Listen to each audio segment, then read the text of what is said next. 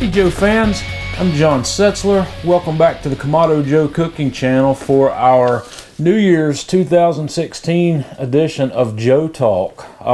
Got quite a few things we want to talk about today, but as usual, we're going to start out with some of the photos you guys have posted to our Facebook page. I'd like to start out this first photo from one of our regulars, John Appleseed. He's got a nice mess of surf and turf going on here on his grill with crab legs and steaks.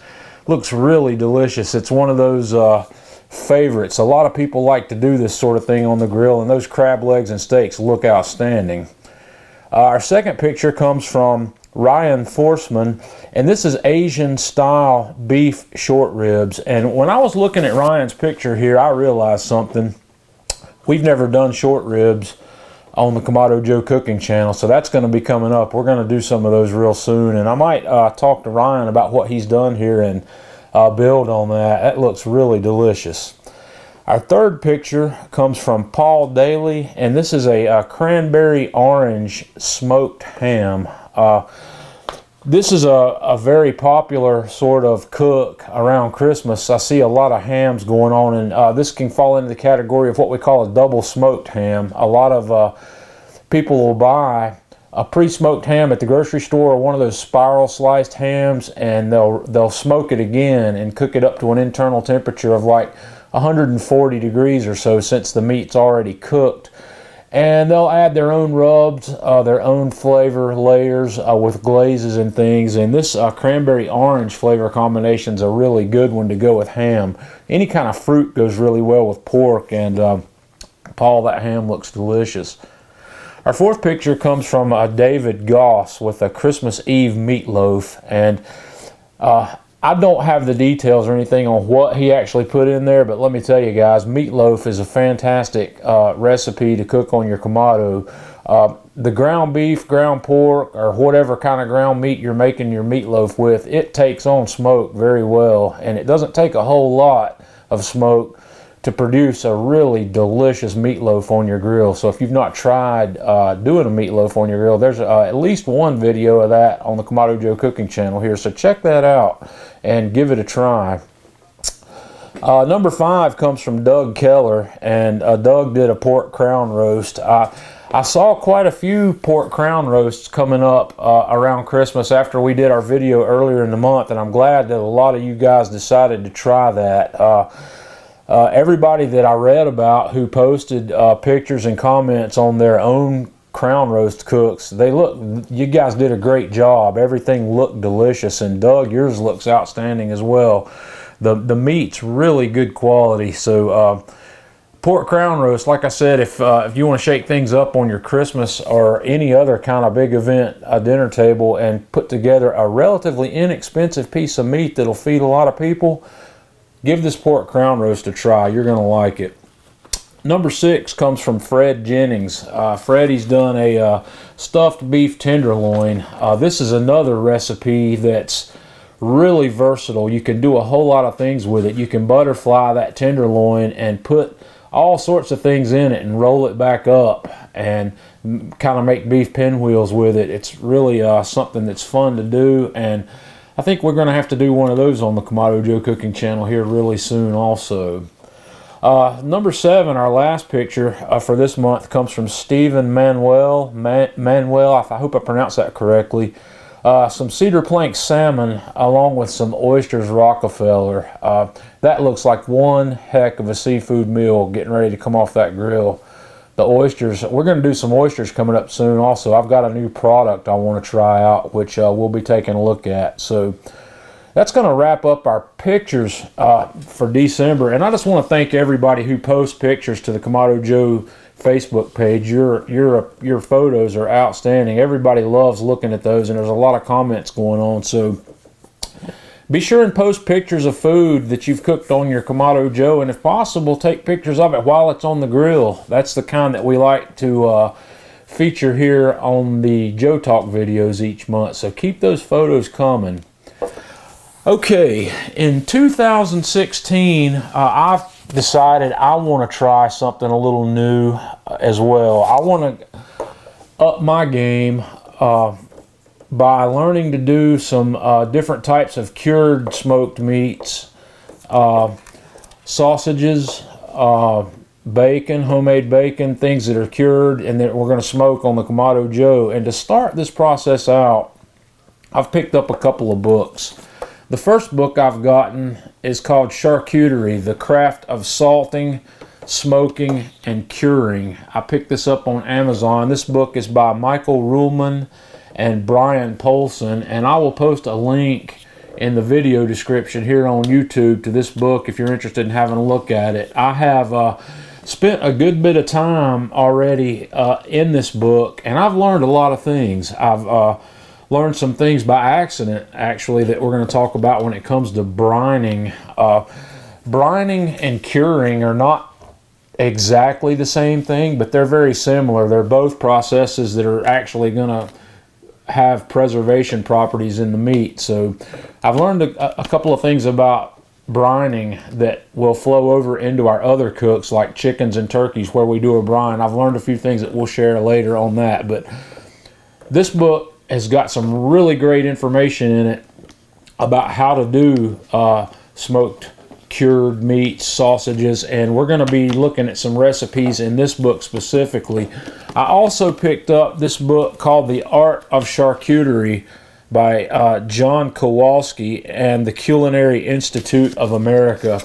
I haven't spent quite as much time in this one yet, but the Culinary Institute of America books that I have dealt with in the past have all been top-notch. They've been fantastic. There's one that I go to regularly here at home called The Professional Chef that's actually a textbook in the culinary program at the Culinary Institute of America, and I'm hoping that this book's going to be just as good.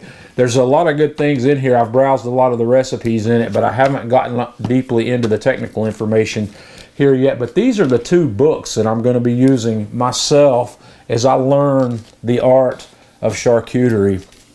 And what we're going to be looking at to begin with, I've chosen something that's fairly easy to do, and it's not going to be hard, and it's going to be our very next cooking video. I'm getting ready to get started on this project here over the weekend, and it will be the video that we publish next week. We are going to make homemade Canadian bacon, and the reason I've chosen Canadian bacon as our first project in this process is because it's not complicated. There's no grinding involved.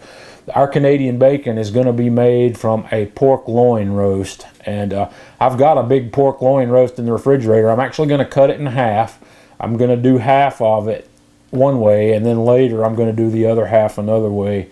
But we're going to make Canadian bacon, and we're going to make a brine for it where we cure it, and it's going to cure in the brine for several days, and then it's going to sit out of the brine in the refrigerator for another 12 hours or 18 hours or so to stabilize, and then we're going to smoke that and slice it, and hopefully we're going to end up with good Canadian bacon.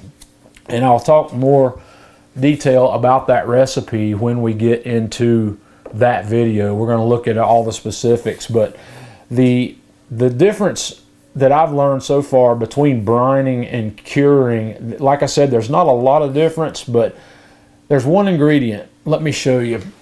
This is called curing salt. I know you can't really see it here on this video, but it is pink salt. And the pink salt is a mixture of sodium chloride, which is regular table salt, and sodium nitrite, which is the curing salt. This is a ratio of 6.25% sodium nitrite to, that would leave 93.75% sodium chloride, and this is the salt that gives cured meats the particular flavor that cured meats have. This is what makes a cured ham taste hammy. This is what makes bacon taste like bacon rather than just pork. But this is the curing salt, and there are lots of different options for this that we're going to go through as we try different types of curing. There's different types of curing salts, and we're going to look at two different types. I'm going to order a product called Prague powder number 1 and number 2, and those will be the curing salts I use primarily. But the pink salt is in my mind, from what I've read so far, this is the ingredient that separates a cure from a brine. A brine is just a salt water solution that usually has sugar in it as well, and the sugar goes in there to counter the harshness of the salt. And I've learned through some of the things I've read in this book already about the percentages and the ratios of salt to water that need to be done to make a good brine and a good cure.